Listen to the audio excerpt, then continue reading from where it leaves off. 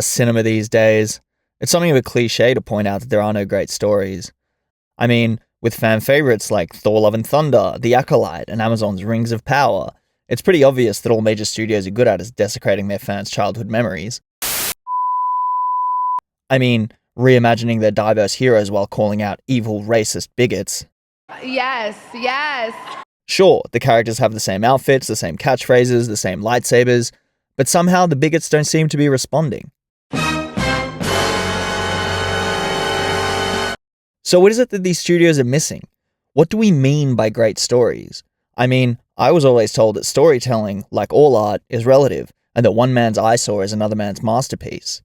Wrong. Wrong. My most curious viewer, who I know is subscribed, and I'm going to explain to you exactly why. You see, I'm going to tell you about the greatest story ever told. The one story to rule them all, if you will. As you'd imagine, this story is quite famous. In fact, I'm surprised the critical drinker, the wordsmith himself, hasn't already made a 3-part expose on it. But it's a subject I feel strongly about. So I thought, what the hell? I can write words and I don't mind a pint myself. So strap in, fellow journeymen, and stop me if you've heard this one before. The story begins in a world where everything is routine, predictable, some might say a little boring. And this is where we find our hero. Although he's nothing particularly special, he's a likable and relatable character. Importantly, he has a curiosity for the world beyond and aspirations for greater things. But then, something happens. Call it a message that disrupts the monotony of everyday life. No, it's not a tax bill, it's a call to action, a call to step beyond the familiar and venture into the unknown, where danger and opportunity await. At first, the hero is hesitant, reluctant, and clings to the comforts of his own world. He doubts his ability to face the great challenges ahead. Eventually, though, through courage and a gentle push from a close friend, he's driven forward and accepts that, like me trying to get home at the end of a night out when I can only keep one eye open, only he can rise to the challenge. And so the adventure begins. As the hero crosses the threshold into the unknown, he encounters challenges and tests, but it's not just his enemies he has to overcome. It's his own fears and weaknesses. On his journey, he finds that the line between good and evil doesn't run between countries or people, but rather through every human heart. The story leads our hero into the abyss, the supreme ordeal, where the hero faces his greatest challenge yet, a confrontation with his deepest fears and a powerful foe. It's in this moment of crisis that, like me trying to get fully kegged after a night on the lash, he needs to summon all of his strength to overcome his inner darkness and prevail over his enemies. As the hero returns to ordinary life, he's no longer the same person. He carries with him the wisdom from his adventure, ready to use it to face whatever new challenges may come. Now, you might have recognized the story I'm speaking of. Maybe you thought of Lord of the Rings, where Frodo leaves the Shire to embark on a journey to destroy the One Ring. Or maybe you thought of Star Wars, where Luke Skywalker abandons the banality of Tatooine to train as a Jedi and take down the evil Empire. There's even a remote chance that you thought of the Odyssey, the oldest work of Western literature that sees Odysseus embark on a journey across the seas to his treasured Ithaca to find his son Telemachus and save his lost wife Penelope. Now, in a sense, you're all right, but in another, much more important sense, you're wrong. Wrong. This, of course, is the hero's journey, the monomyth, or whatever you want to call it. It's a story that's hidden in all of our favorite books, poems, movies, and TV shows. Hell, even a good PowerPoint presentation should follow some of these tropes. It's formulaic, yes, but that's because the formula works. You see, the hero's journey is a story so common it's found in all cultures since as far back as storytelling itself. You might even say it's part of what makes us human, according to psychology at least. Carl Jung teaches us that the hero represents the journey towards individuation, where a person integrates the unconscious parts of themselves to become whole. Each stage of the hero's journey, from the call to action to facing the shadow, mirrors our own psychological struggles. On the other hand, Viktor Frankl teaches us that humans can endure suffering as long as they can find meaning in it.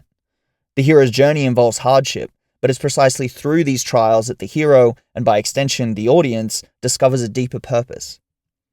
You see, the hero's victory is not just over external forces, but over the internal chaos within us all. The monomyth isn't just a formula for good storytelling, it's a blueprint for how we find meaning and overcome challenges in our own lives. The villains aren't just bad guys, they're the personification of our fears, our weaknesses, and the parts of us we bury deep inside, like the fact that you still listen to Nickelback. Our mentors, like Gandalf and Obi-Wan, aren't just know-it-all boomers, they give human form to ancient wisdom and our instincts, like your mate telling you not to text your ex at 2 a.m. Stories give us a way of depicting the deepest parts of ourselves and sharing truths about the human experience that go beyond dot points and Wikipedia articles. That's why these heroes stayed with us in a way that others didn't. That's why these stories mattered to us even if we were too small to understand why. Their trials mirror our inner struggles. They remind us that there's good worth fighting for, both in the world and within ourselves, and that after the darkest nights come the brightest dawns. Even darkness must pass. That, dear viewer, is the difference between an episode of Real Housewives and myths like the Odyssey that have built civilizations and resonated for thousands of years. Now, you might hear people like me and a million other YouTubers complaining about bad storytelling, nitpicking about lazy writing, and shitting on the Ant-Man because it's fun. Yes, yes. You might even think to yourself, hey, those guys are a bit uptight. It's only a movie.